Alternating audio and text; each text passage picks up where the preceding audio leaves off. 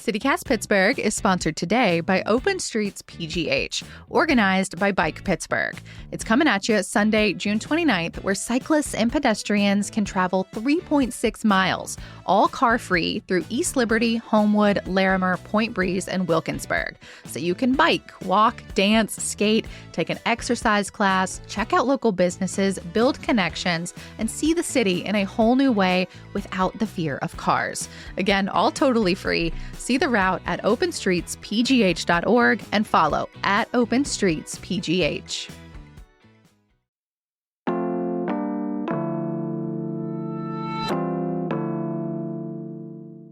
Today on CityCast Pittsburgh, there is almost nothing here in Pittsburgh that people have more hot takes about than their favorite pizza.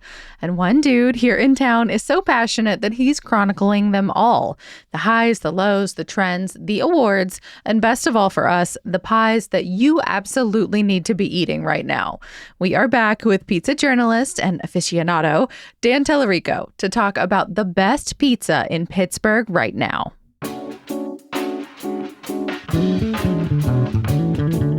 It's Thursday, June 12th. I'm Megan Harris, and here's what Pittsburgh's talking about.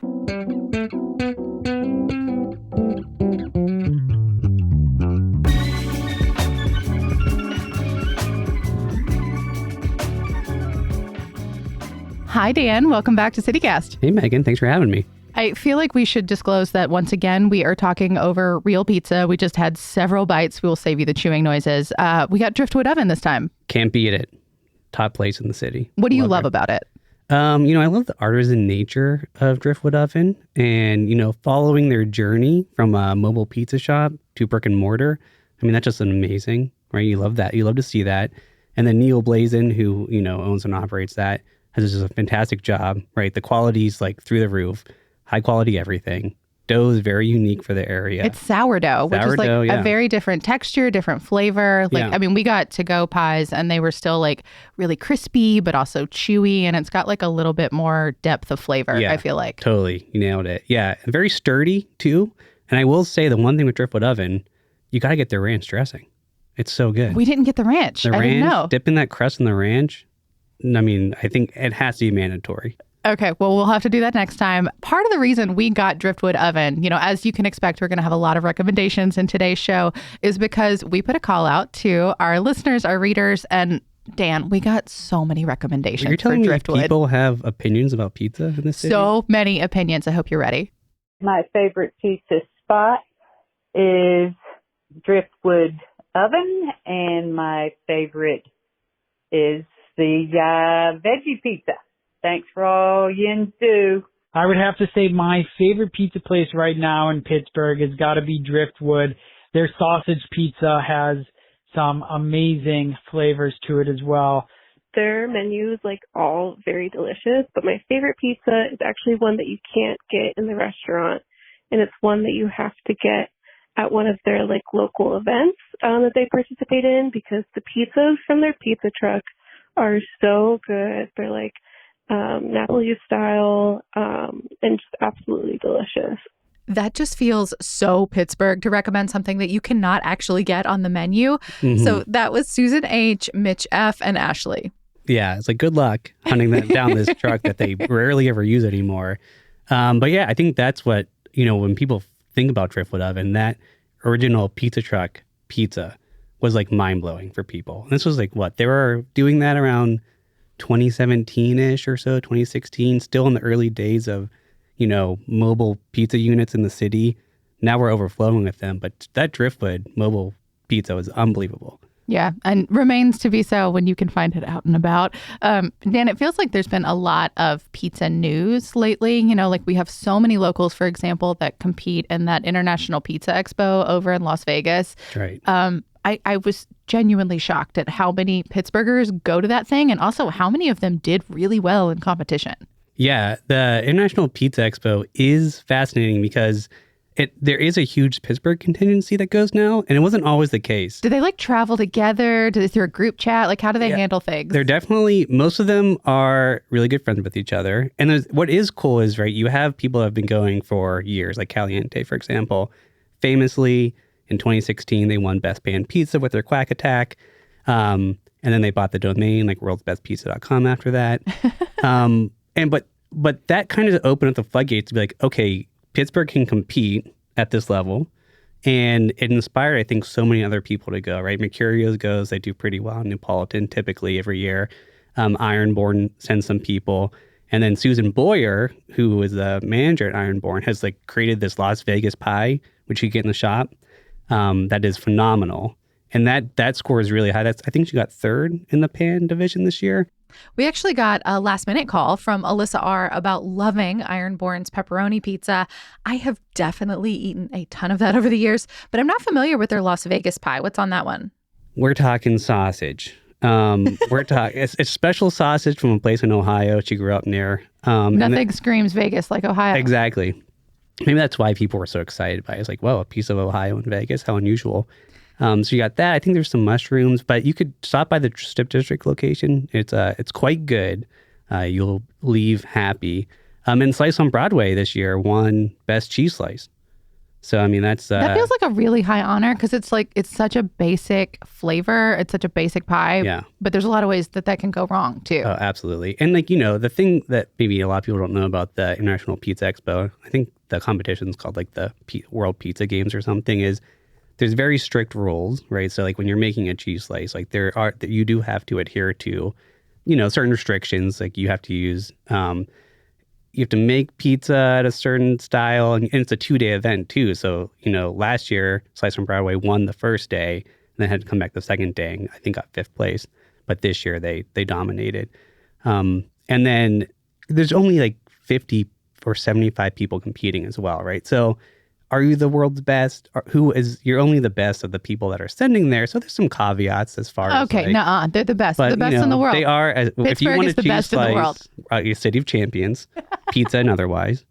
But yeah, if you want a plain slice of pizza, I think Slice on Broadway totally deserves those credentials. It's funny you mentioned that because actually I was listening recently to some city councilors in one of our recent debates, with the lead up to the mayoral election and everything. The city council has one enormous fan of Slice on Broadway. That's Broadway Avenue in Beachview. That's where it was founded. That's where it was started. The owner is a very good friend of mine. And this is the best pizza in the world. We're doing a proclamation for Slice down at council chambers because he was voted best pizza in the world. So how about that? So that's District 4 Councilor Anthony Coghill. Clearly we know where he's ordering on Friday night. Totally. Yeah, kudos to Rico and the team. Rico's Lunardi's the owner of Slice on Broadway. Phenomenal job. This is actually their second proclamation, if you could believe it. I can believe it if Councilman Coghill is the one making it happen. I don't know who it was, but in 2014, around April, it's like official Slice on Broadway Day in Beachview somewhere. So, they're racking up the awards and the city proclamations as well. So very impressive. I want to go back to Caliente briefly, too, because, they're getting these awards on, a quote unquote international level. But I feel like a lot of Pittsburghers maybe give them a little side eye sometimes. Yeah. If you are ever on the Pittsburgh subreddit and Caliente comes up, people are very upset. And I think there is some dissonance there, right? Because they have won allegedly world's best, right? And they did win those. They do make good pizza, but that pizza is a very specific type of pizza. The one being served in Vegas? Yeah, the one being served in Vegas. And so what they bring back to the city, and first of all, when you see World's Best Pizza, you assume, they're talking about their plain traditional pizza, right? But no, you have to go to the Caliente menu, and then there's a whole section of gourmet artisan pizzas that have the Quack Attack, the Mima, all their award-winning pizzas that are decadent, limited supply. And the ingredients are very unique to Pittsburgh, but also in Vegas, they were doing things that they're not doing at their store in Caliente. So their Quack Attack that they won in 2016 had a dough that was infused with Yards IPA, right? That's not something they're saying they do here at the Caliente in Pittsburgh, right? So you're missing that. It's also missing the roasted shallots that won in Vegas too. So, you're not getting exactly what won. You're getting a slightly watered down version. And I think people are kind of upset where it's you're the world's best pizza, but your cheese pizza isn't really fulfilling that promise for me. And their very decadent stuff is good, but I think it's slightly disingenuous to say, oh, we're the world's best, but it's actually only 4 pizzas on the menu. It's 4 pizzas, and we make them slightly differently here in Pittsburgh than we do when we're on stage. Right. But, Caliente, I mean, they have expanded phenomenally, right? They, I think, brew beer now and everything. So they are doing great stuff for the city as far as pizza goes, and they're involved in all sorts of pizza events. So they're doing their own thing. They have a great marketing engine behind them. Yeah, they're not hurting. No, not at all.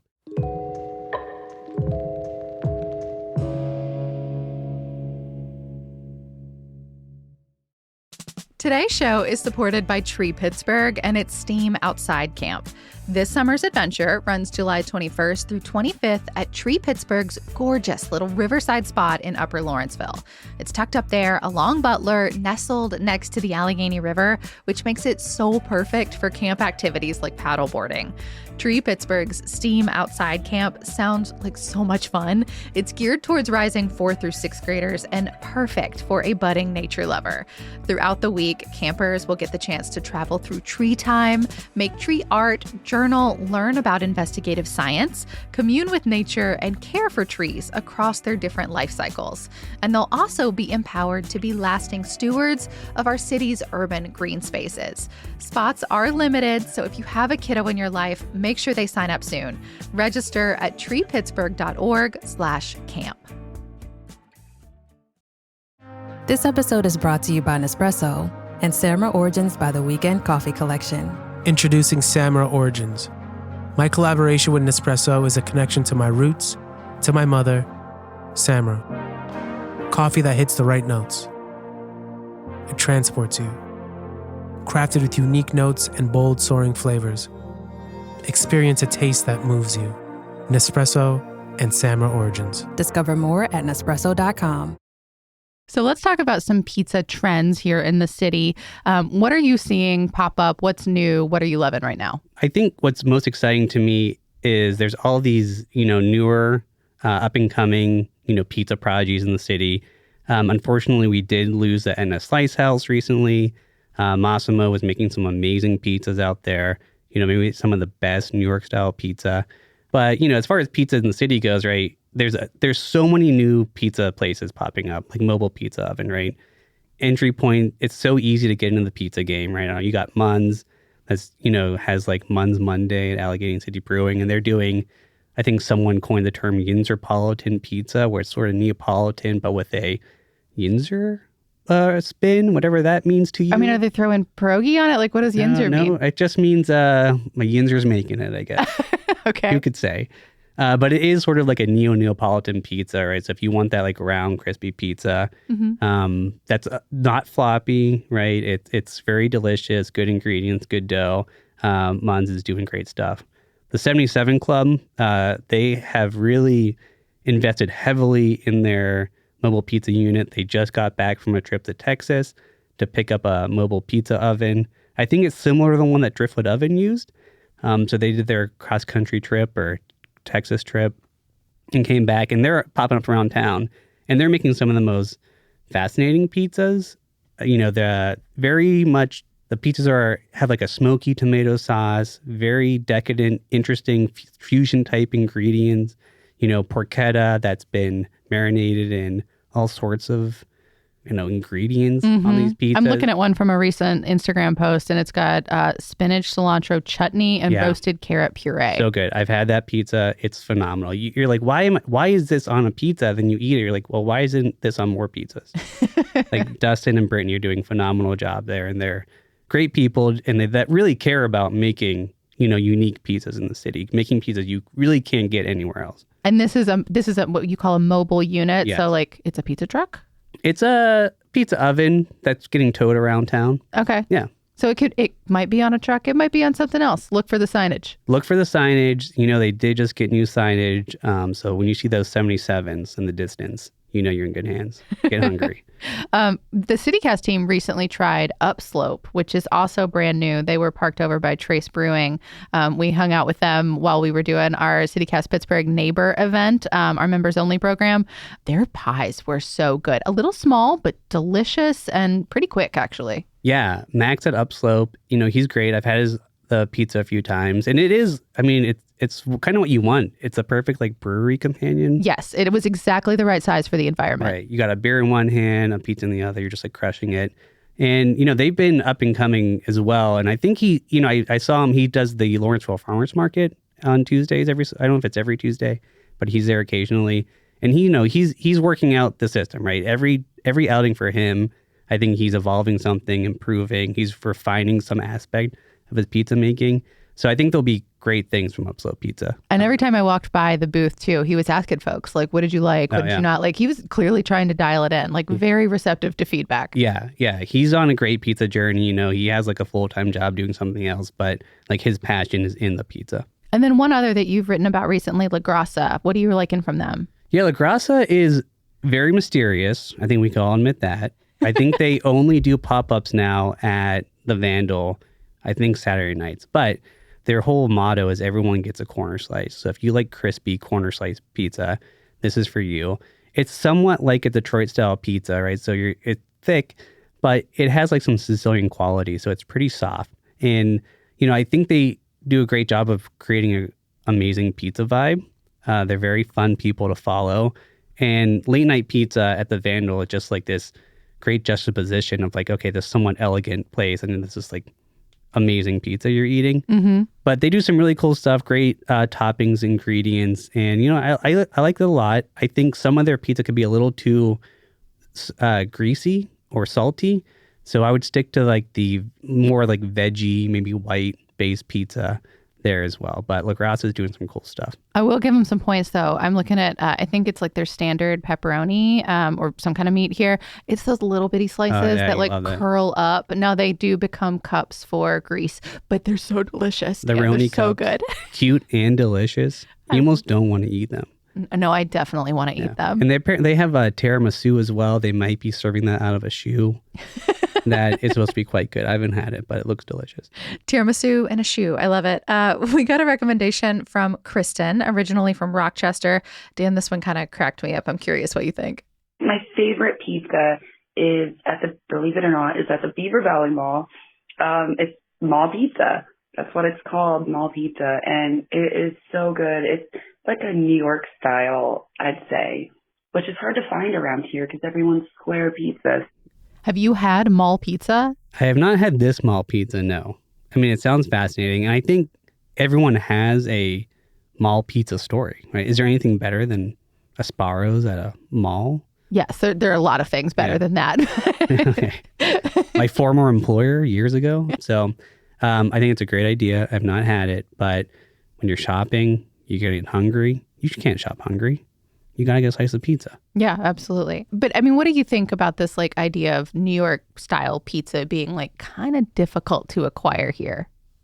When I heard that, I sort of chuckled a little bit because then she says everything around her is square, which is like so, right, Beaver area where everything up there is square. But I don't think it is hard to find New York style pizza anymore. I think a lot of places are doing it really well.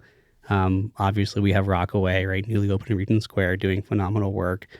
You have Badamo's that's doing great stuff. Mama Lucia's and Monticello's, right? They're doing like a nice round floppy slices. So I think if you're willing to maybe travel out of Beaver County, you can find some good New York style pizza. And there's a new one coming too, F&F, that you've written about as well. Yes, F&F is coming from being imported from Brooklyn, right? They're leaving the Carroll Gardens area in Brooklyn. And they're coming to Pittsburgh for some reason. No one's really sure why. They seem to be friends with a real estate developer here or something. But yeah, they're opening up in, I think, is it Mount Lebanon? They're going to have a restaurant. They're going to have a slice shop in the Strip. And F&F, I think I'll be really interested in the response to that, right? Because yes, maybe 10 years ago when you're getting more people coming into the city from other areas, it was very novel. Now, Pittsburgh pizza makers have figured it out. There is amazing pizza here. And I've talked to a few pizza makers about F&F coming in. And it's sort of like a shrug. Like, yeah, we have good pizza here. Like, they're going to come in and do their own thing. And will they stand out as much as they think they will? I'm not sure. So I think it'll be cool. It'll be cool to have them here. But we have great pizza here today. So it'll be, I guess, a nice addition to the area. I'm looking at a photo of their pizza. It is square. I guess it's still New York style, but square. Dan, plenty more thoughts from our pod listeners to go through here. We would love your bounce on them.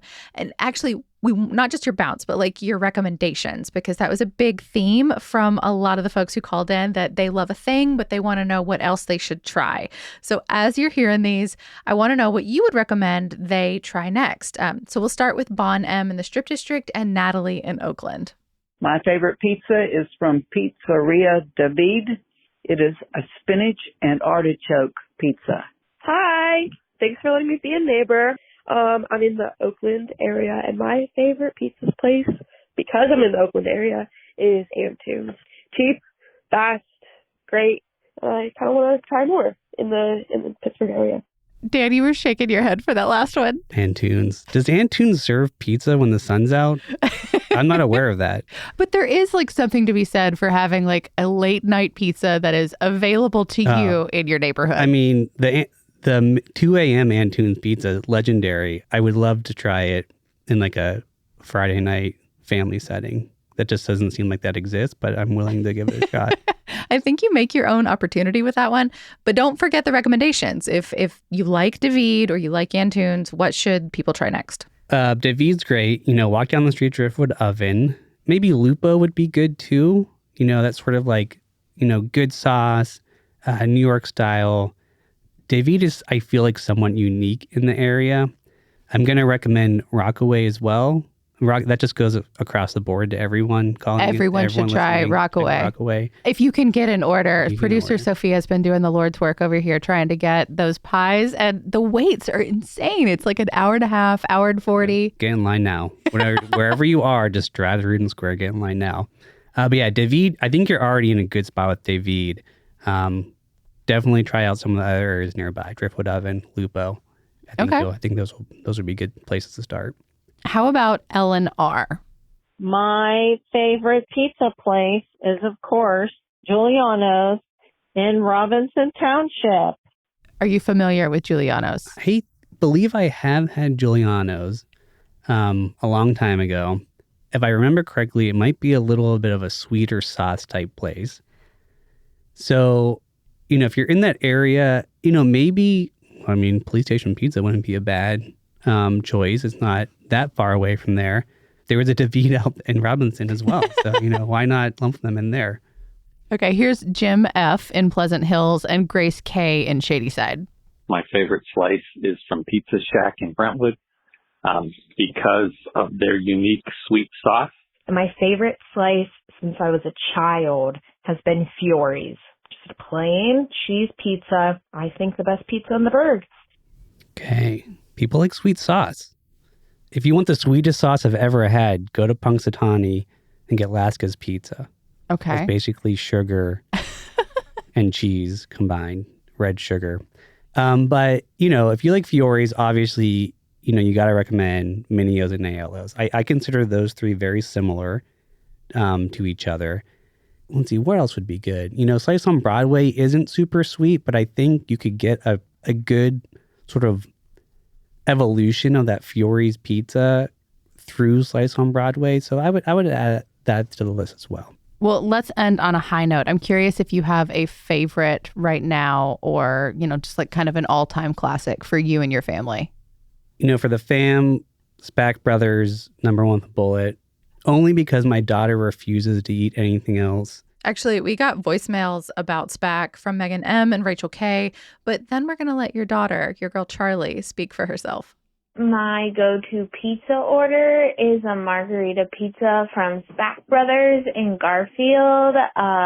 And they were my go-to pizza this past weekend when I came back into Pittsburgh after being away for a week. I went in and said, it feels like I'm really home now going to get pizza from Spack Brothers. So I do drive over to Spack in order to get the pickle pizza because they make their own ranch sauce. Oh, I like the plain ones, and my favorite kind is from Spack. The lamb's really good there. Good ranch dressing. Yeah, the french fries are too. Good french fries. Okay. It's just not too much cheese, not too much sauce. It's just right. Great. Well, thank you, Charlie. Appreciate it. Pizza you later. She sure ate off. Dan, how old is your daughter there? She's 5 years old, maybe 4.5 in that one. Future pizza journalist, I suppose. I mean, is she still Team SPAC? Team SPAC, ride or die, any event. Please, can we get SPAC Brothers? Oh, our friends are coming over. Please, can we get SPAC Brothers? One time we did get Driftwood Oven for an event that wasn't for her.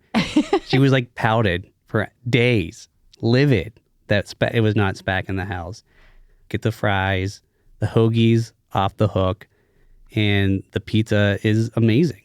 And the ranch dressing, like Charlie said, she has to have ranch dressing in every dip. So, Dan, it sounds like we could have you back for like a who has the best ranch dressing in Pittsburgh conversation too. Yeah, the ranch dressing in pizza, I think a lot of people like to poo-poo it. I think a lot of people that are too cool for school like to say no ranch dressing on pizza, but you gotta admit, it's a good combo. People do it for a reason. Dan, as always, thank you so much. We will pizza you later. Yeah, pizza you later. That is all for today here on CityCast Pittsburgh. Dan's also got a guidebook out right now about all of his favorite pizza joints. We'll have a link in our show notes so you can download the PDF. It is pay what you want and eat as much as you can. If you want to eat za with us in person, then consider a membership to CityCast Pittsburgh. If you become a neighbor, you get ad-free listening. We've been doing a bunch of ticket giveaways lately, and you'll get exclusive invites to events with us. And now I am pretty sure the next one has got to include a pizza. Get all the details at membership.citycast.fm. We will be back tomorrow morning with more news from around the city. We'll talk to you soon.